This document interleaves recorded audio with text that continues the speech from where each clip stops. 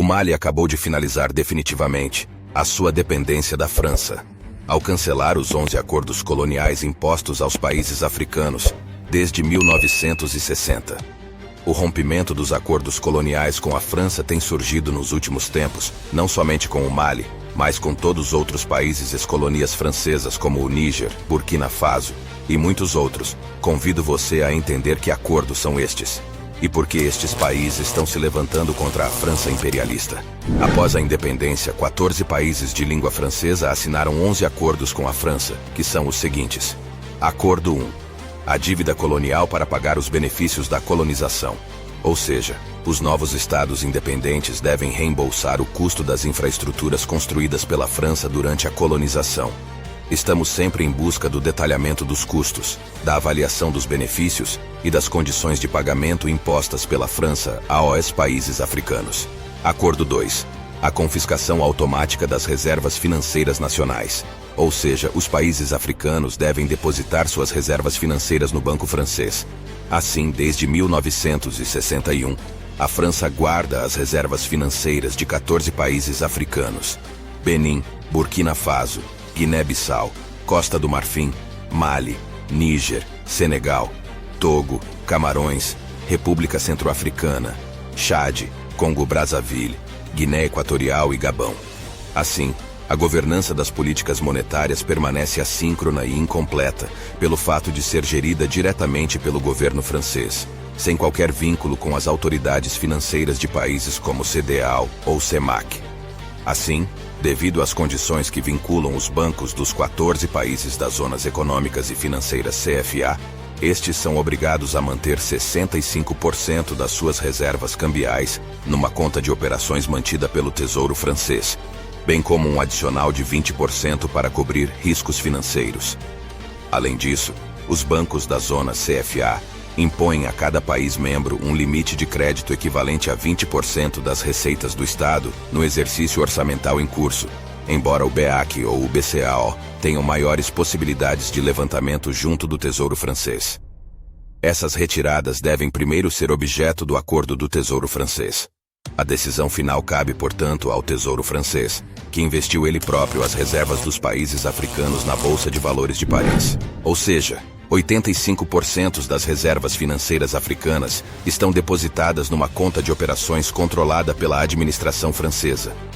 Os dois bancos da zona CFA são africanos pelos seus nomes, mas não decidem sozinhos nenhuma das políticas monetárias. O pior é que os próprios países nem sabem quanto de suas reservas financeiras lhes cabe. Acordo 3. Direito de primeira recusa sobre qualquer recurso bruto ou natural descoberto no país. Isso quer dizer que a França tem o primeiro direito de comprar os recursos naturais da terra de suas ex-colônias. Só depois de a França ter dito: "Não estou interessado", é que os países africanos podem procurar outros parceiros. Acordo 4. Prioridade aos interesses e empresas francesas em compras públicas e licitações públicas. Na adjudicação de contratos públicos, as empresas francesas têm prioridade sobre as licitações. Mesmo que os países africanos possam obter uma melhor relação custo-benefício em outros lugares. Como resultado, na maioria das ex-colônias francesas, todas as alavancas econômicas dos países estão nas mãos de expatriados franceses. Na Costa do Marfim, por exemplo, as empresas francesas são proprietárias e controlam todos os principais serviços públicos, incluindo água, eletricidade, telefone, transporte aéreo, portos e grandes bancos. É o mesmo no comércio, construção e agricultura. Acordo 5. Direito exclusivo de fornecer equipamento militar e treinar oficiais militares das colônias.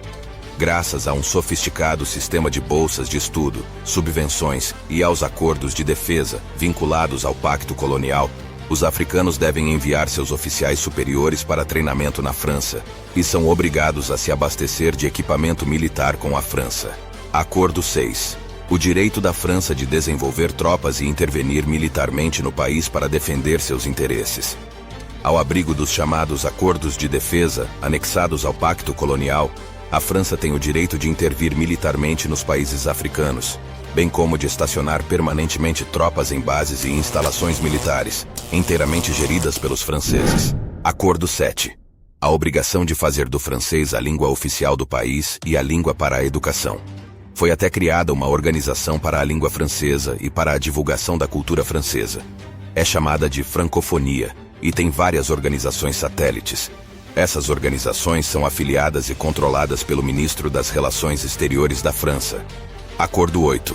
A obrigação de utilizar o franco CFA, franco das colônias francesas na África.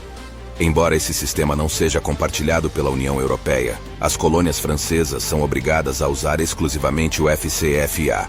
Acordo 9. A obrigação de enviar à França um balanço anual e um relatório sobre a situação das reservas. Sem relatório, sem dinheiro. Ou seja, o diretor dos bancos centrais das ex-colônias apresenta o referido relatório nas reuniões anuais dos ministros das finanças das ex-colônias. Este relatório é então compilado pelo Banque de France e pelo Tesouro francês. Acordo 10. Renunciar a qualquer aliança militar com outros países, a menos que autorizado pela França. A maioria desses países só tem alianças militares com seus ex-colonizadores, simplesmente porque a França os proibiu de qualquer outra aliança militar. Acordo 11. A obrigação de aliar-se à França em caso de guerra ou crise global. Mais de 1 milhão de soldados africanos lutaram pela derrota do nazismo e do fascismo durante a Segunda Guerra Mundial.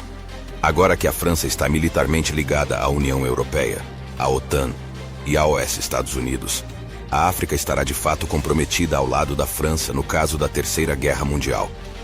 Os 11 acordos ainda estão em vigor entre a França e os 14 países da zona CFA.